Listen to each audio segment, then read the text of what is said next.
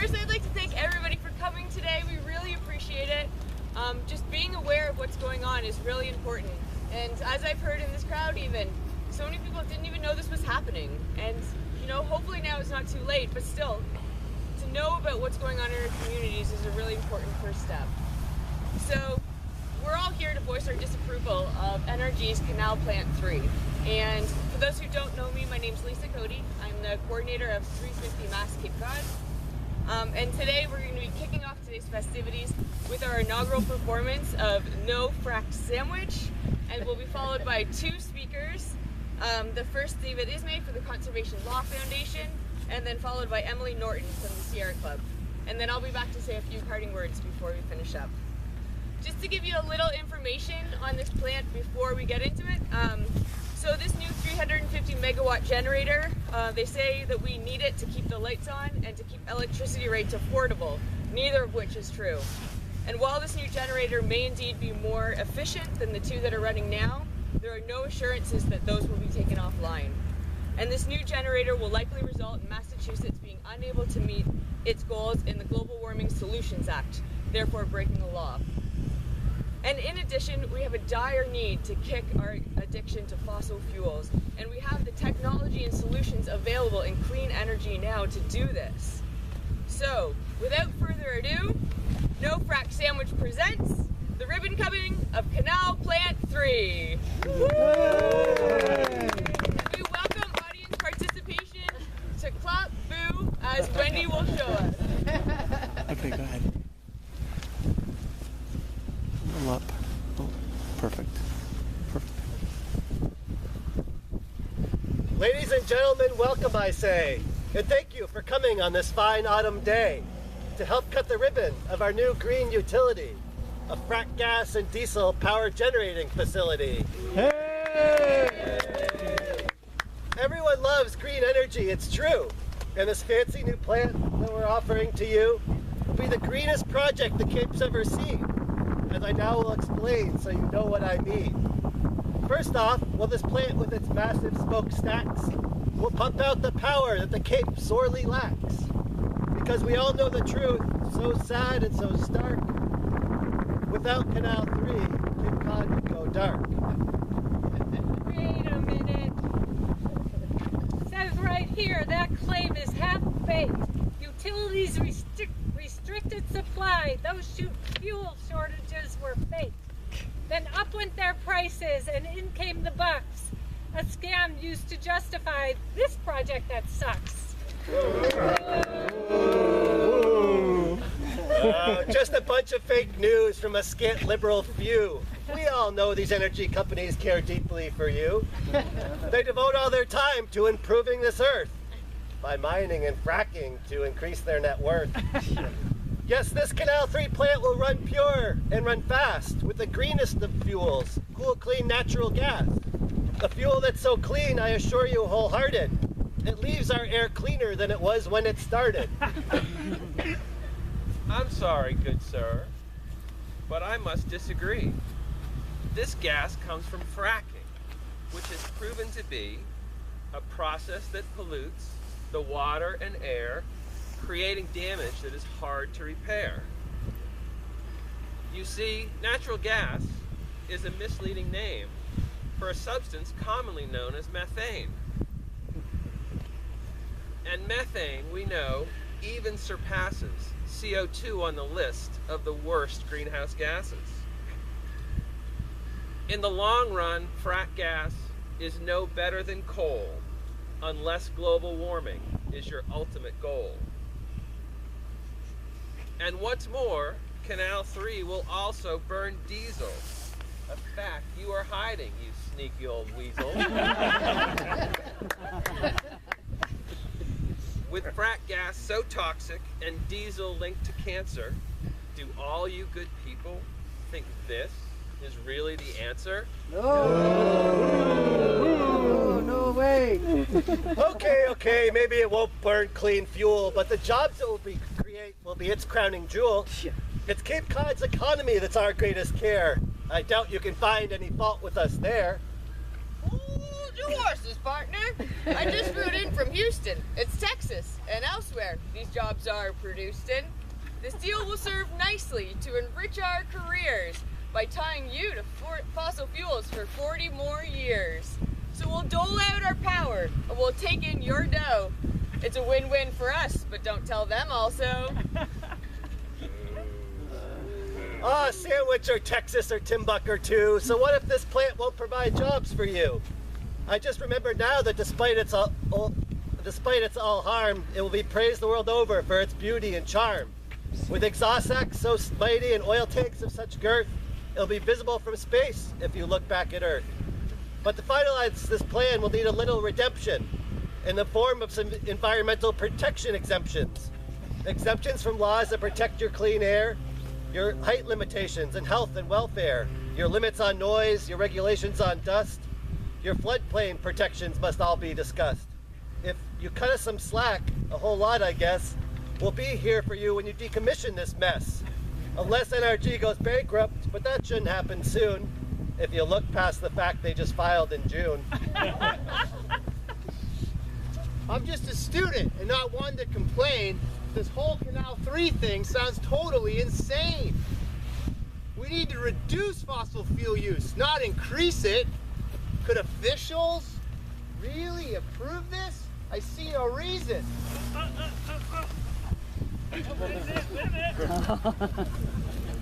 Approved!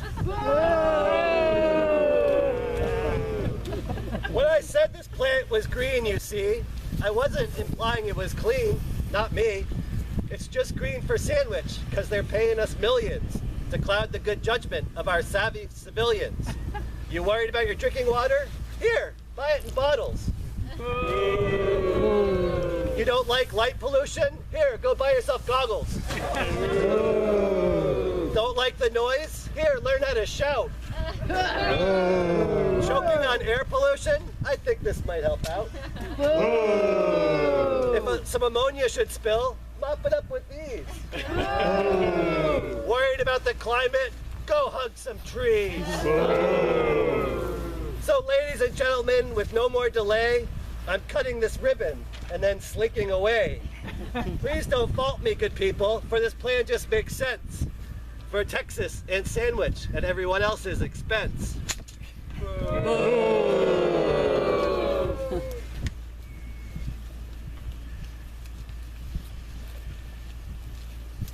People, please heed our appeal. This dirty new plant is a rotten raw deal. Resist all the forces of greed and corruption. Write letters, make calls, let democracy function. No more shall we idly stand by and look, while our clean power promises are let off the hook. No more fossil fuel projects do we want to see. Invest in clean energy, resist the greed. All right. Bravo, bravo. Thank you. Thank you. So after that, we have 2 speakers. Who wants to go first? First comes David Ismay from Conservation Law Foundation, and CLF is in court right now on appeal of the Energy Facility Siting Board decision to approve this project. And so they're fighting the good fight. They're looking for help, and we hope after this event you'll be activized to help out.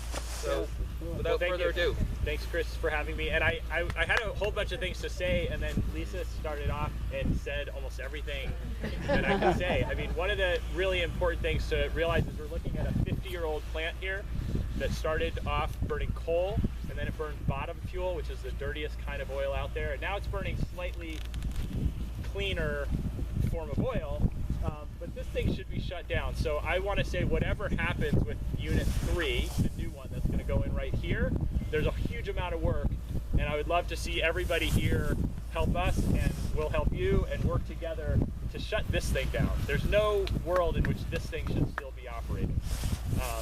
As far as the new unit, give you a quick status. We've been fighting at the Energy Facility Siting Board. That's the state agency that approves the siting and approves the go-ahead for construction.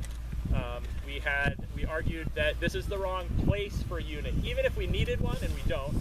This is the wrong place because we're right by the water. We're by Cape Cod, the bay, all of our natural resources, and unfortunately, and this is something I work on staying positive every day at work, because we've baked in a lot of change into our atmosphere, and we're going to see change, and we're going to see more storms. And with a world like that, even if we win, when we win on stopping climate change, we shouldn't put resources here. Nothing should be built here that could get flooded. So we made that argument, and also argued that these permit approvals say you can emit this much forever. They're standard. It's the way things used to be. But now we need to reduce emissions every year all the way down to 2050. And pretty simple argument. We said that it crosses the line. You have to do something about the emissions going forward. And that's what we're up at the state Supreme Court, the Supreme Judicial Court of Massachusetts. And I'll be honest, I don't know whether our lawsuit is enough to stop this plant. So I just want to let you all know that. We're fighting it, but it's a pretty powerful force that got it here. And one reason is from their perspective, they thought they did a smart thing, which was they're building right next to an existing plant. So it's hard. That's the hardest kind of new plant to stop. But again, whether or not this plant gets built, that plant has to shut down. And then we have to do better. This is going to be, from the day it opens, if it does open, a dinosaur. And not just because of the fossil fuels, because it's old technology. They want to say it's the newest thing out there, but the newest thing that we need is out there, right? It's offshore wind that's close, it's powerful, it blows almost 24/7, and it'll bring jobs not to Houston or wherever the turbines are made, which I think is in South Carolina, lovely state, but not here. Those jobs can come right to places like Sandwich, shipping jobs, manufacturing jobs, and clean power. So that's the future. This is the past. This is a loser from the day it opens. And I agree with Lisa. I could go over, if anybody, I can answer questions later if people want to get wonky about the power system, but basically we've got more gas than we could ever use in our regional system. Every day going forward, we need to use less and less gas, and every time we add a plant like this, we make our system less reliable, not more reliable, and we add emissions rather than going lower. So this is just the wrong way. The future is offshore. And thank you all for coming. This is wonderful. Emily Norton from Sierra Club is next, and then we'd be happy to answer questions or just chat. Thank you for coming. This is the most important thing, is being involved. All right, thank you. Thank you, David, and thank you, Chris, and thank you all of you who organized this awesome skit. I'm not going to be able to say anything better than what you just heard today in a very compelling way. So I just came back. My name is Emily Norton. I serve as the Massachusetts chapter director for the Sierra Club, and I also serve as a city councilor in my hometown of Newton, and that is relevant for some of the things I'm going to say today. I just came back from a 4-day annual retreat of chapter directors from all across the country, Sierra Club chapter directors, and I can tell you, after listening to the stories of people who represent the Sierra Club in Oklahoma and Indiana and Ohio, makes me so happy to come back to Massachusetts, because as difficult as the challenges are that we face here, and they are difficult, we have local elected officials and state elected officials who for the most part believe in science. We don't have climate deniers running things. What we do have is fossil fuel interests with disproportionate power in our state house and disproportionate power in our local communities. So what happened here when you had the folks owning this plant, telling the local community, telling the local officials, oh, you know, it's not a big deal, you've already had this plant here, natural gas is a bridge fuel, it's so much cleaner, we're going to give you all this money, and the public doesn't really know what's going on. The local officials just kind of buy it hook, line, and sinker. I'll admit it, you know, energy policy is complicated. I was a philosophy major, so I'm very sympathetic that, you know, it can get very complicated when they tell you, wow, if you don't do this, it's going to be really dark, and you're going to be cold, and you're going to be broke because of all the money you're going to spend on energy. But you go ahead, and so who's going to do that, right, if you don't know any better? So what I am committing to this community is I am happy to have the Sierra Club work with your local community. I know that Sandwich anyone here work on the plastic bag ban? That's awesome, Sandwich to ban plastic bags, right? So you've already got a say I am happy, we are happy to come and help you work to bring people up to speed in the local community who may not understand. You didn't have to do this. And if it's possible, we can still try to fight it. I mean, they might be looking, oh, we're going to get $50 million. You know what? If over time, because of our existing laws and the laws, the additional laws that Sierra Club and CLF and others are pushing for, this plant may be obsolete. This plant may get shut down anyway, and then you're not going to get that money. Why not plan ahead? Look at this incredible property. I was just talking to someone who's in real estate. I mean, you could do so much more here and perhaps make a lot more money. And just when it comes to the jobs, people don't realize in Massachusetts over 100,000 people are employed in clean energy. That is more jobs that are employed in the coal industry for the entire country.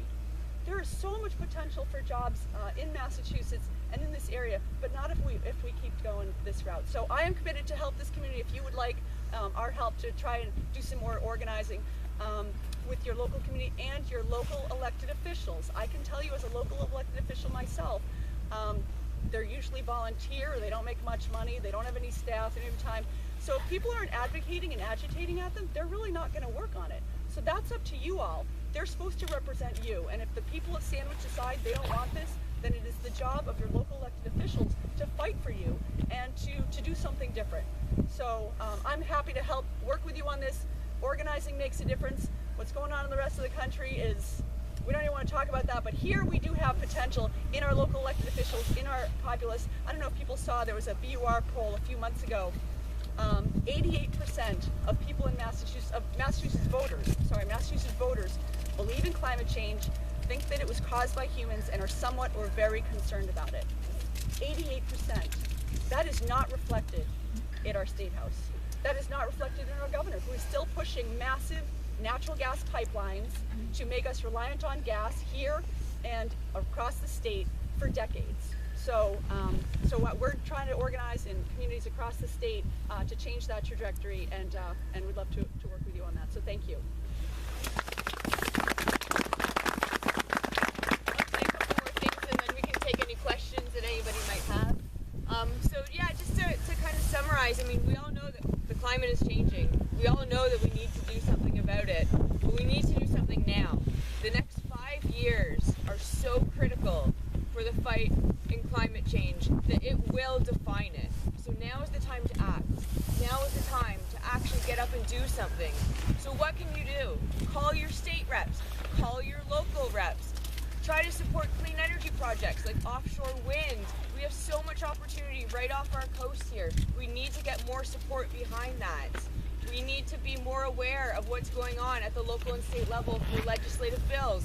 We need to try to push carbon pricing and keep solar rebates. There's a lot that we can do.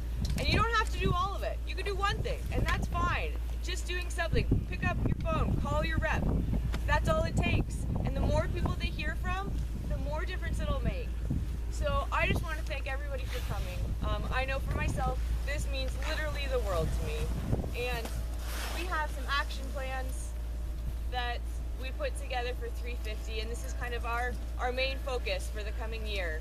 And so I have them here if you want one. We also have some information on the plant as well. And then we have a sign-up sheet in case you're interested in receiving more information as to what's going on in the future. So we'll be around to answer any questions, and yeah. So, if I understand this right, the only way to stop this is through legislation now.